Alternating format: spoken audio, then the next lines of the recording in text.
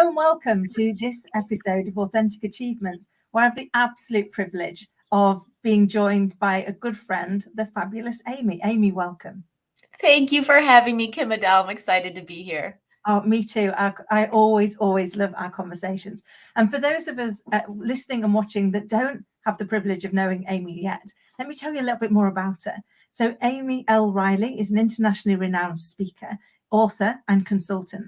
She has over 2 decades of experience developing leaders at all levels, and her clients include Cisco Systems, Deloitte, and Google Drive. Amy earned a Master's of Science in Training and Development with an emphasis on organizational development from Loyola University in Chicago, Illinois. She is a certified professional behavioral analyst, a certified Tiara International LLC Coach, and is certified in the Myers-Briggs type instrument. Her new book is a #1 international bestseller and is entitled The Courage of a Leader: How to Inspire, Engage, and Get Extraordinary Results. And I know from having worked with you, you do that so eloquently. And it's so exciting for me that the audience is going to be able to hear how you do that and the impact it has. But before we get into that, can we start by telling us a little bit about your journey so far, please? Yes, sure, Kim Adele. Thanks for the conversation today. Sometimes when we're further along in our career and we look back at our journey, you can see more clearly how the pieces fit together. And I can even remember sitting in the elementary school classroom and looking at my teacher, right, the leader in that space. And I would be thinking, oh, that really worked, right? I see how she engaged everybody in this activity. I'm going to do that. Right. And oh, that didn't work. Like, look how many bored faces there are around me. I'm not going to do that. And I'm thinking, why am I saying this to myself? That I'm going to do this, that I'm going to do that, like my teachers. I'm like, I don't want to be a teacher. Well, evidently I did want to be a teacher, just for adults, not for children. But it was me starting to notice how leaders work and how they engage the people around us. Right? How they get us focused on achieving something or not, right? So I was noticing teachers. And then as I got into the work world, I was noticing different cultures and how things worked in different kinds of companies, in different kinds of industries. And I found that really interesting, Kim Adele, especially that sometimes you would look at organizations from the outside and feel like, that's pretty simple. That seems straightforward. And then you get inside the organization, you're like, oh no, this is much more complex, nuanced, and interesting than one might imagine from the outside looking in. I also, as I started being a talent development professional, I started to notice that, hey, I use similar approaches to do what I do, but the end product looks different, right? The development opportunities, how we're engaging with leaders at different levels looks different. And I loved figuring out that puzzle.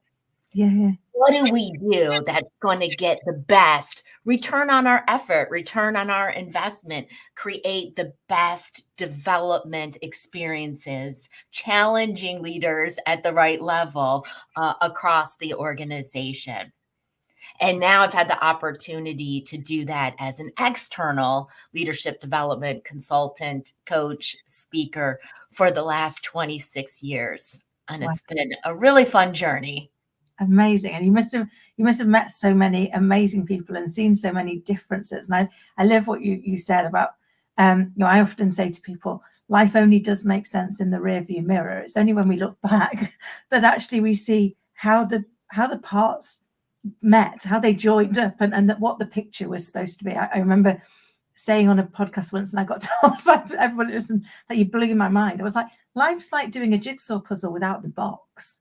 You don't know what it is that you're going to get. All you can do is keep matching the pieces. It will come to view. So not to blow anybody's mind, but it sounds like that's kind of been part of your journey. So can I ask, what is it that makes you do what you do, and why the focus on leaders? Yes, I will admit, when I first started my own business, my initial thought was customized learning. I definitely knew I didn't want to create programs. We used to call them out of the box Yeah. programs, and do the same thing all the time. I loved the variety. And at first I thought, you need customized learning and development. I'll work with you on that.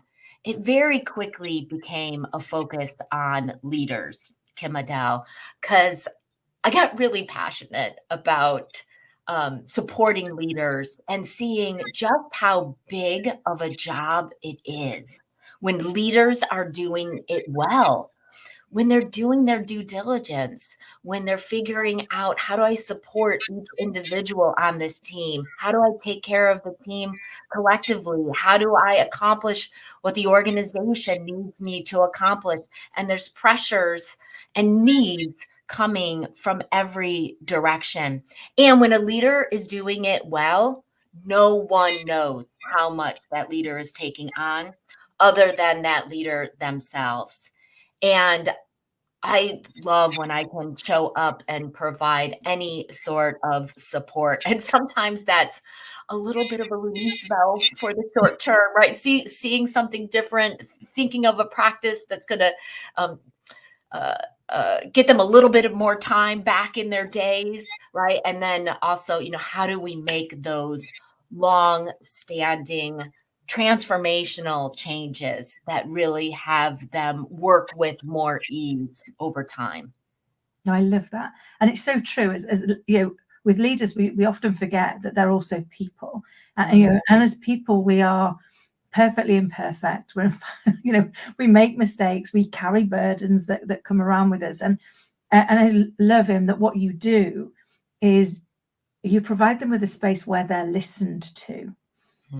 Because that's one of the things that I believe, deep at my heart, that as human beings, we want to be listened to, we want to be understood, and we want to be respected. And that doesn't mean say we never disagree, but we don't disrespect. And often as leaders, they get listened to, as in they tell you what the direction and where you need to go. But do they get listened to, as in them, how it feels right now? What am I Yeah. going through? What's the balance that I'm carrying? And that's a huge part of what you provide for them, isn't it? Is that ability to sound that through, to have somebody who can listen, advise, give them some of the pointers, give them some of the perspective so that it feels less alone. Would that be a fair summary of kind of what you do? I'd really love to hope so, right? To Kim Adele, that they feel that way. Having spent time with me, I do know that my style is very acknowledging. I want folks to acknowledge what they're taking care of and what they're taking care of really well. It's so easy to see the gap in front of us, right? Like what we need to do next, and not recognize the gap behind us. What we have transformed, what we are taking care of, what we are doing well. So I have that acknowledging style. And then I'm also really focused on having leaders step into their own style. What are their strengths? What are their preferred ways of operating? And how do they leverage that to the best of their ability? Not that we don't have to modify our style or modify what we're doing in different situations, but I feel like if leaders know who they are authentically as a leader, going back to the podcast name here, right? Who they are authentically as a leader, then they're their most powerful. They're the most engaged. They're interested in what they're up to. Oh, I love that. And I notice that because I too am certified in Myers-Briggs, it almost reminds me a bit like that, which is, your Myers-Briggs just tells you what your natural preference is. It doesn't mean to say you can't adapt it. It doesn't mean to say you can't Exactly. amend or know what it is, but you need to start with it to know yourself, Yes. to then be able to make conscious choice about how you adapt and evolve to the situation to have the biggest impact on others in a positive way, isn't it? Yes. Very well said. I love it. So, can I ask you, what do you think is the most important thing for leaders to do and to focus on right now? Ah, I one of my wishes is that every leader in our world declare what I call a leadership legacy, Kim Adele. And a leadership legacy is our purpose, our bigger picture commitment for our leadership. And it can be a wide range of things, right? I've worked with leaders whose leadership legacy is I come into your organization and I implement ERP systems, right? I help get real time, valuable data to all employees across the organization. And that's what they're about. And they do that again and again and again. Other leaders' leadership legacies sound more like I bring care and compassion to every project and every interaction, right? Or I'm the person that helps simplify and streamline, or I'm the one that fosters innovation, or I'm the one that gets work done with global teams, right? I bring this kind of business model to different organizations. It can be a whole range of things, but what needs to be true about it is that it leverages your strengths. You know, you provide value when you're doing it, and you will love it. It energizes you. And I've worked with emerging leaders, Kim Adele, and I've seen the power when we early in our careers declare, this is my leadership legacy. This is the purpose. This is what I'm up to. It calls us to play bigger. Yeah. It calls us to get over any normal and natural human considerations. It does enable us to set that ego aside at times and say, this is who I am. This is what I'm about. And even, Kim Adele, if the emerging leaders don't get it quite right, they're very close, right? They don't get it quite right, then they're playing into that fully, and then they can tweak that, right? And get the additional awareness that they need to really early on. Oh, I love that, because I think it allows us to really focus, doesn't it? And it reminds me a little bit of in the book of the 7 Habits of Highly Effective People, and Stephen Covey talks about having a personal mission.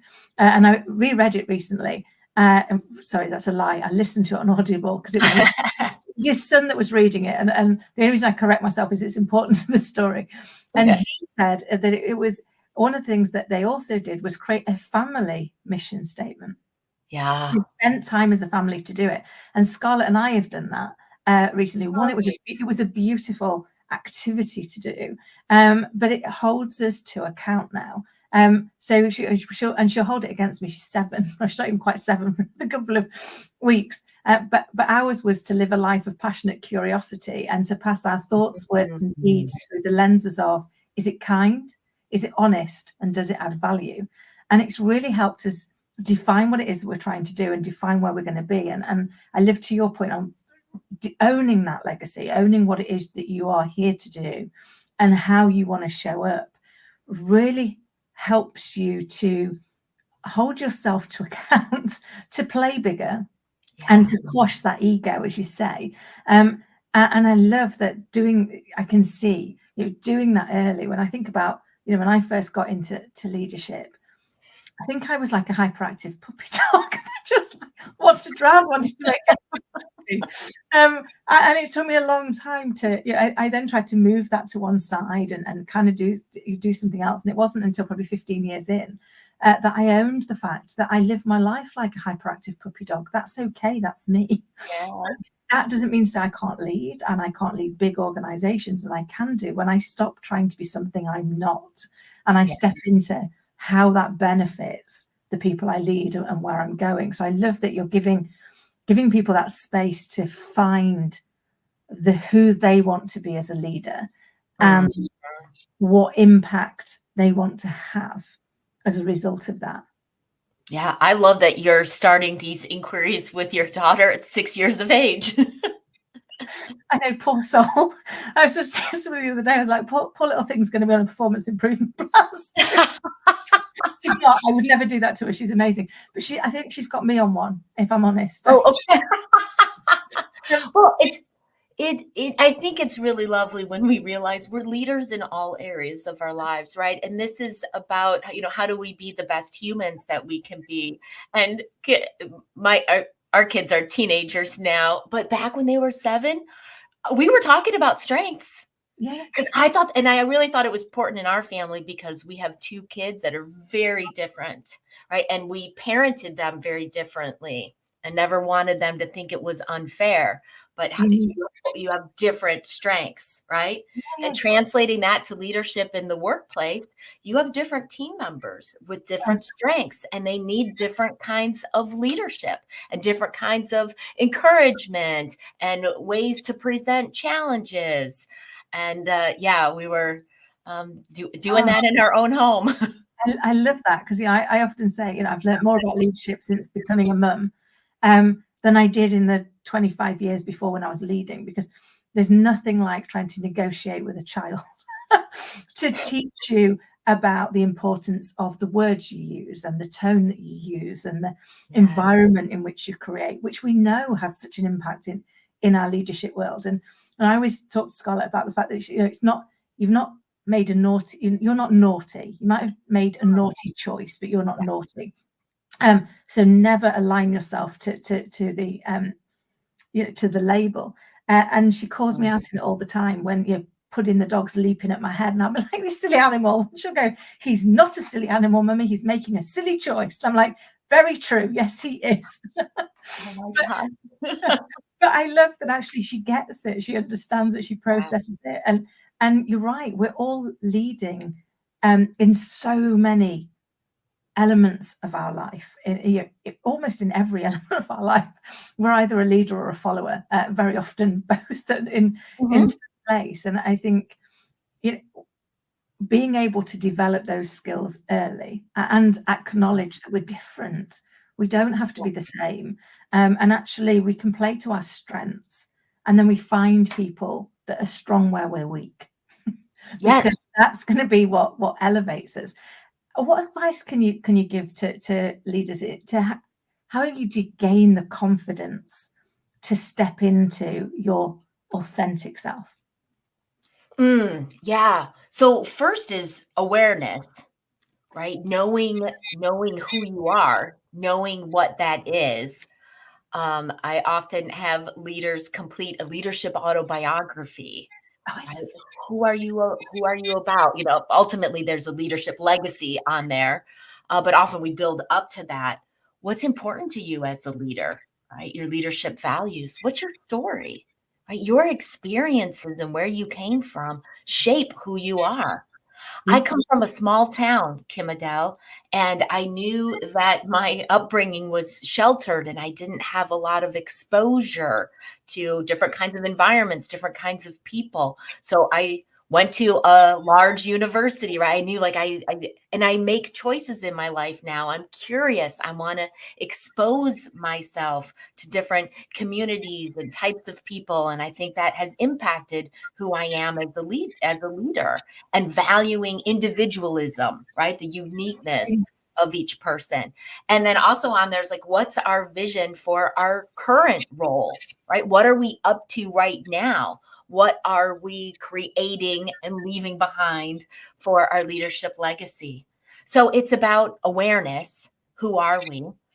Also an assessment like Myers-Briggs, something that can help you understand your preferences, your approaches. But you also don't have to take a formal assessment. Just pay attention to how do you operate? What do you prefer? Right? How do you communicate? How do you interact? And then, how are you providing value, and what is energizing you throughout your days? Right? And then you'll hone in on what's most important to you as a leader. I love that. I love as well that you're pulling it into their autobiography, they're getting them to create their story, because the one thing that I believe connects us all, irrelevant of our age, race, gender, culture, is stories. We all teach and learn through stories. So once we have a story, we better understand it, don't we? Yes. Amazing. Yep. So, I mean, obviously, your book is called The Courage of a Leader. And what is it about courage that makes it so important? Yeah. I was noticing in my work, Kim Adele, that every time I was impressed or inspired by what a leader was doing, they were demonstrating courage. And I began to categorize it in my mind. And there are the courage of a leader 4 pillars. The courage to be authentically you. We've already been talking about that. Yeah, yeah, The courage to say what needs to be said. yeah. And of course, that shows up in a number of different ways. The courage to trust the legacy, which is your leadership legacy, right? And believing, yes, I was put on this earth to fulfill this purpose, and I'm going to do that. And then the courage to be bold and create the extraordinary. I think it's really easy to just get in a reactionary mode. Like, we've got all this stuff coming at us in our various inboxes, and, reacting to that or getting cynical about, like, this is just the way things are. They're always going to be that way. Instead of like, okay, how can I use my influence in the best ways that I know how to make the differences that are most important to me? I love that. And it reminds me of a conversation I was having on LinkedIn yesterday. And I saw the quote was, let's think for a second. It was to do the things that are important, not the things that are urgent. So to actually take the time and go, am I just stuck in the weeds? And to your point, in that cynicism and that it's always going to be this way, or am I actually affecting change? Am I doing big, courageous, bold moves? Am I looking for the innovation? Am I looking for, if this isn't filling me with joy, and it's probably not filling my people with joy, how can we create joy as we move forward so that actually we all grow together? Create joy. That's lovely, Kim Adele. But yeah, and that's going back to Stephen Covey, isn't it? He has the different quadrants of how we spend our time, and that distinction between what's important and what's urgent. Yeah. Right. And those things that are important but not urgent, if we don't pay attention to them, joy's probably coming down. Yeah. And I was a personal zapper of my own joy by doing all the things that were urgent but not important, because I could get them off. They were off my back then. Yeah. But then more new urgent things came in. I mean, there is the old adage, isn't it? If you want something done, give it to a busy person. So if you're busy cracking through all of these unimportant but very urgent things, people see you as an opportunity to pass more on.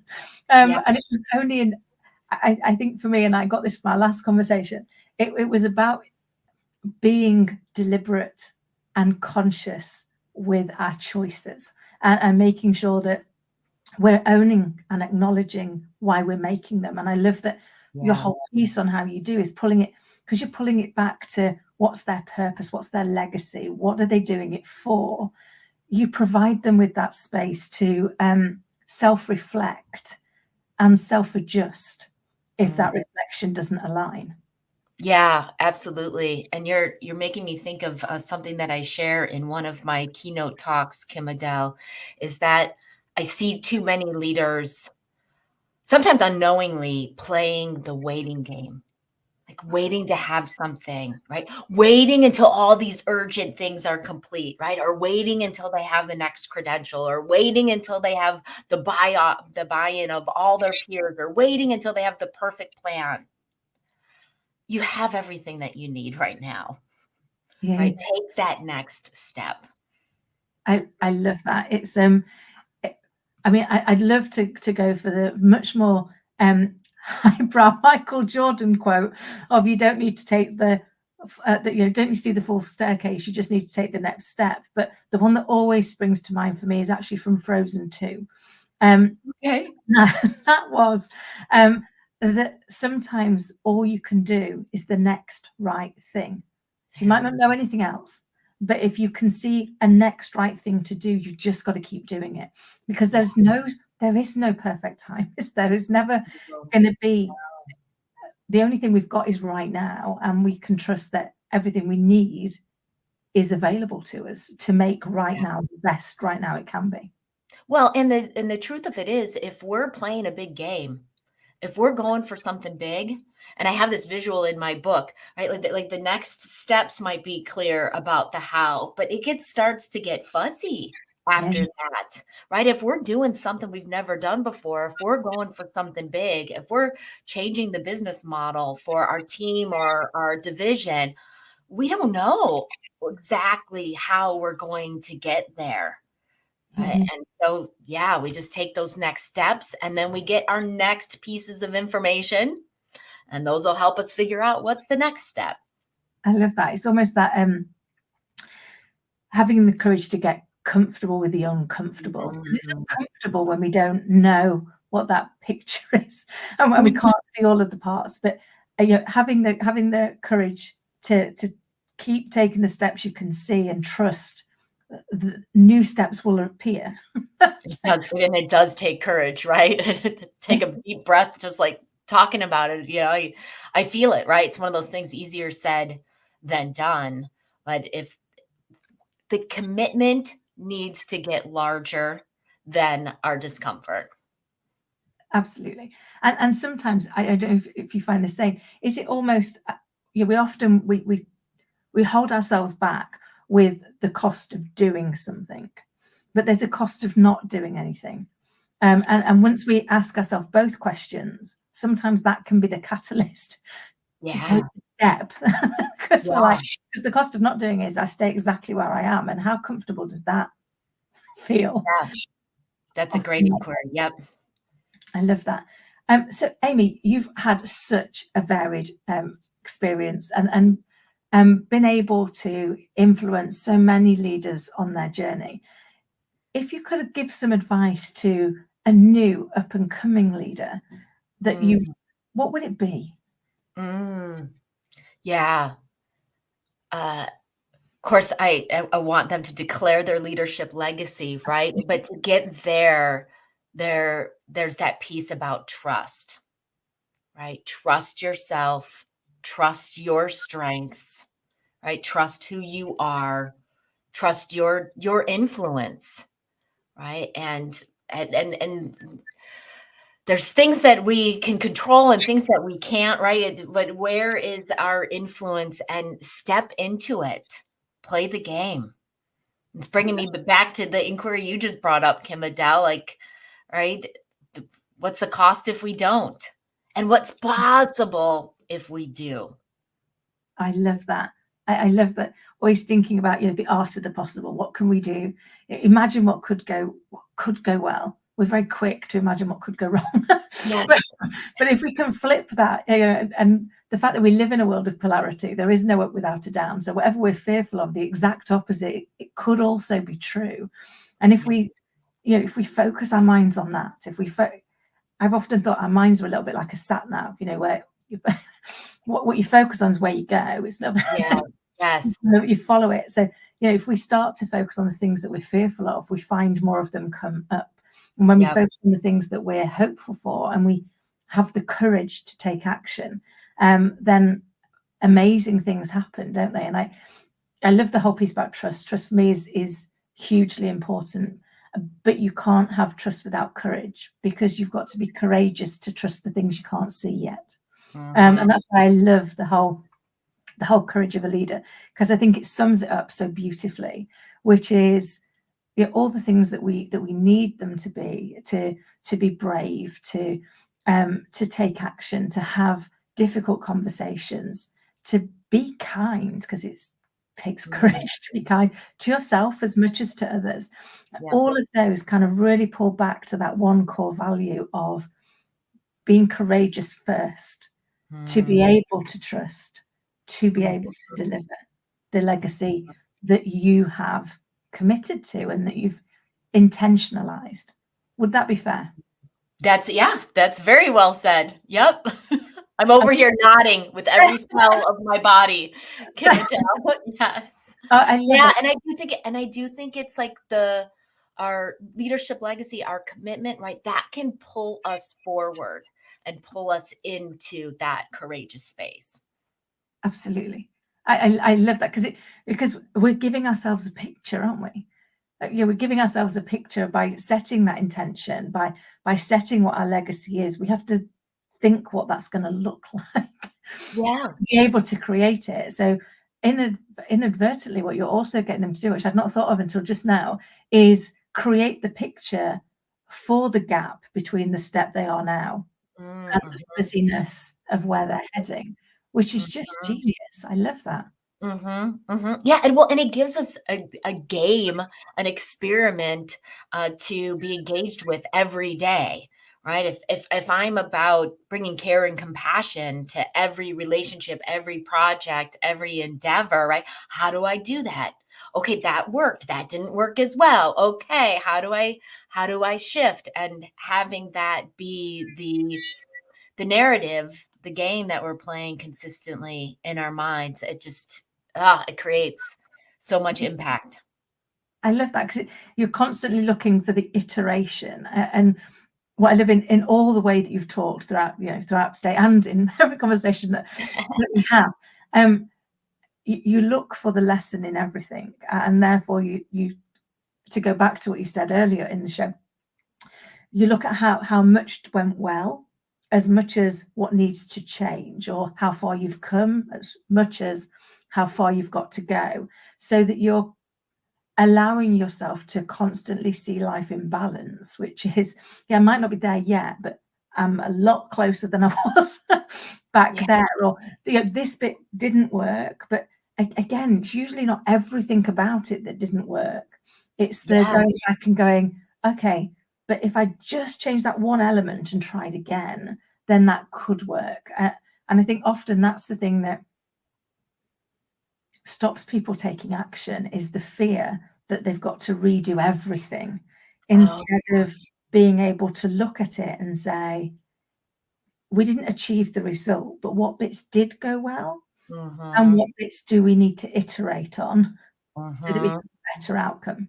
mm-hmm. Yeah, exactly. And we don't have to get it perfect from the get-go. We might not even know what's going to be perfect from the get-go.